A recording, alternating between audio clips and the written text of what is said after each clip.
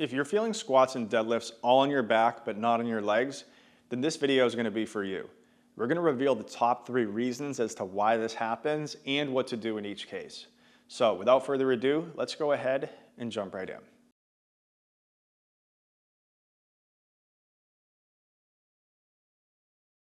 right, so first the big picture is, to know what to do to fix this, we need to know why this is happening.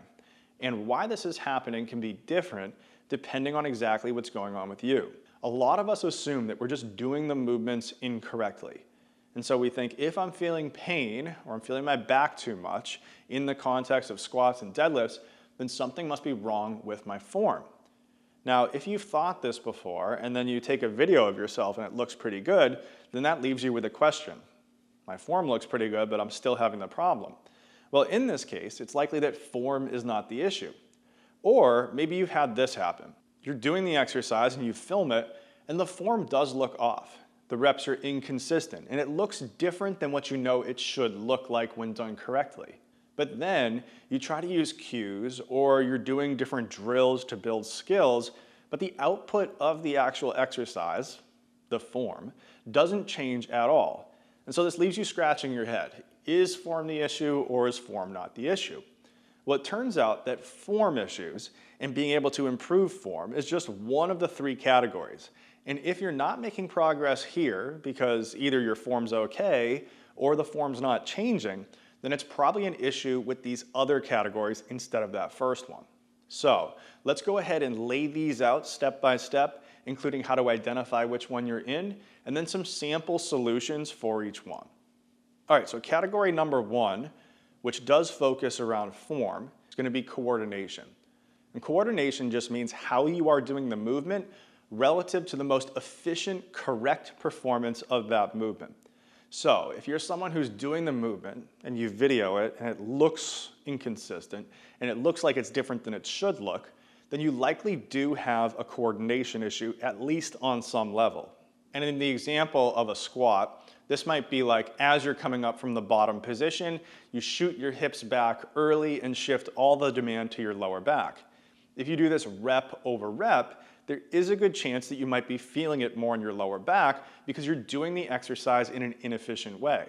In this case, if you were able to change the timing so that your knees and hips straighten at the same time rather than one after the other, then you'd equalize the demand across the hip and low back relative to the knee, and you'd probably see a reduction in feeling it too much during the exercise. Now, on the deadlift side of things, this might also show up like the lower part of your body and the upper part of your body moving in a disjointed way. So maybe your hips are rising early as you're going to initiate the pull because something in your setup is a little bit out of balance. In this case, if you fix your form or the setup and you pull the bar more in balance, then you're going to see everything moving in a more efficient manner, and you're not going to shift as much of that demand to the low back. Now, as you're seeing with coordination issues like this, you're simply looking at how you're doing the movement, you're comparing it across reps and to a reference standard, and then you're basically asking, are these reps consistent and efficient or not?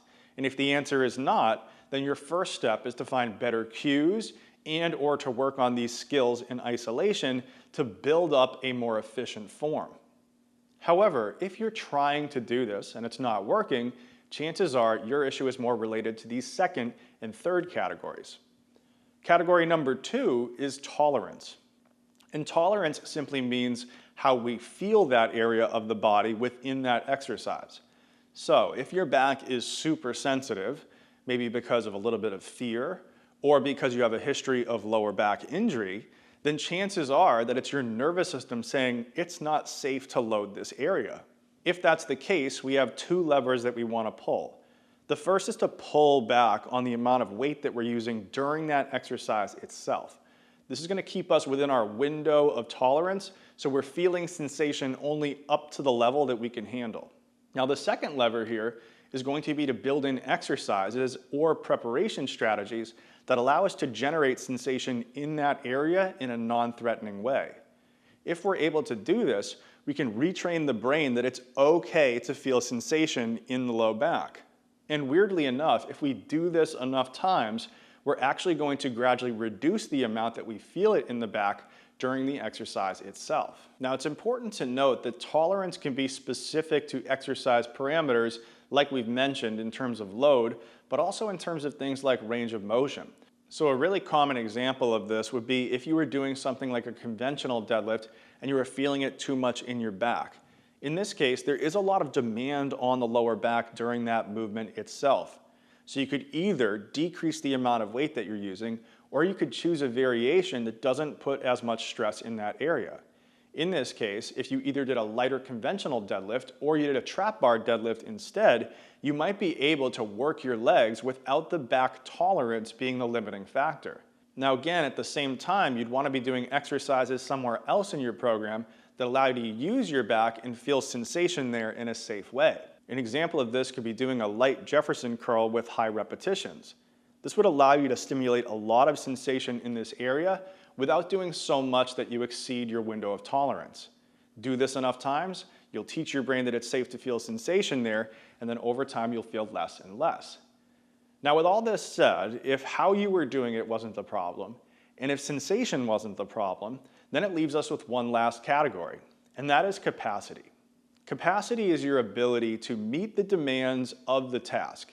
So in this case, we're talking about squats and deadlifts, and we're talking about, is the back strong enough, and does the back have enough endurance to keep up with the rest of the body? So let's go back to an example that we talked about from tolerance. Let's say that we have a history of lower back pain, and it doesn't really hurt anymore, but when you're doing squats and deadlifts, you'll feel your back either feeling a little bit shaky and unstable as you get to higher weights, or you'll feel it fatiguing later in sets at moderate weights. So in this case, as you work these exercises harder and harder and harder, it's not that you have pain here, but it's that this area gives out because it's actually not able to keep up. Now in this case, you want to differentiate slightly here between strength and endurance. So can your back produce the amount of force required? This would show up mainly in lower rep, higher weight sets. And on the endurance side, the question is, can the back keep up throughout the entire set? So again, if you're doing a set of 10 and by rep 8, you start to feel that you have increased fatigue here, and that's what makes you want to stop, then in that case, you don't have enough endurance. Now, in either event here, the solution ends up to be to build up the capacity in the back through good old-fashioned progressive overload. If the issue is force production, then you'd likely choose exercises that are lower in repetition and higher in load. So for example, you might do something like a 5-rep Romanian deadlift to build up strength in this area. On the other hand, if it was an endurance problem, you'd select lower weights and do them for more repetitions.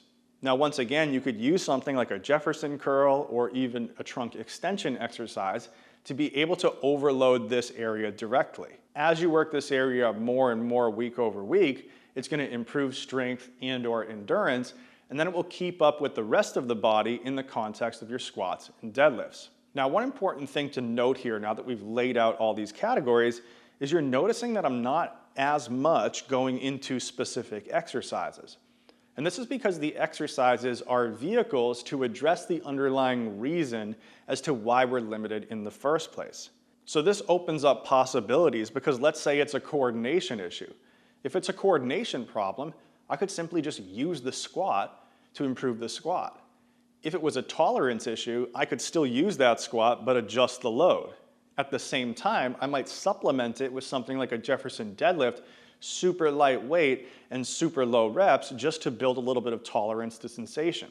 And if we look at the capacity example, I could use the same exercises to overload this area week over week and restore that capacity. Or I could use variations of the lifts themselves to be able to work this area to get stronger or have more endurance. So as you see, it's not about a special exercise here, and it's not about one thing being correct or incorrect, but it's about understanding why the problem is happening, then moving on to what to do about it, and specifically focusing on those day-to-day implementation choices that make it all possible. So with all that being said, let's go through a simple 3-question framework that you can use to define your category and figure out what you should do. First, we're going to define the category by asking, is this an efficiency problem, a sensation problem, or a work problem? Depending on the answer to that, you're then going to know coordination, tolerance, or capacity. Once you've identified this, then you want to think about what is one variable that I can adjust in my exercise program to be able to improve either my efficiency, the ability to feel sensation, or the ability to do work in that area. For example, if it was efficiency related, you'd be looking at cueing something like the timing of your limbs or your position in space. If it was more of a sensation issue, you'd be looking at modifying the load. And if it was a work issue, you'd be looking at progressing load or repetitions depending on the limiter week over week. And this feeds us into question 3, which is, given that variable, how am I going to adjust this week to week in order to make improvement within that category? Once you answer these 3 questions, what the category is, what the variable is, and what you're going to do week to week, then you have a clear hypothesis and plan around actually making improvement. After about 4 to 6 weeks, you want to look back at the data and you want to say, have I made an improvement in this variable, and has my subjective experience changed? If you answer yes to both of these questions, then you were successful. If you answered no to any of these questions, then you need to go back to the drawing board. Now, speaking of going back to the drawing board, if you're someone that's been trying to DIY this yourself, but you're finding that it's taking up too much of your bandwidth and you want to actually get help with this, that is exactly what we do when we work with people one-on-one. We define what the problems are, what the plan is depending on the limiter, and then we execute that plan together, making the right decisions for progression week to week. So if that interests you, go down to the link in the description and you can apply to work with us there. Now, as always, thanks so much for watching this video. Leave me any questions down below in the comments. Make sure you like it, subscribe, and all those things too. And until next time, peace.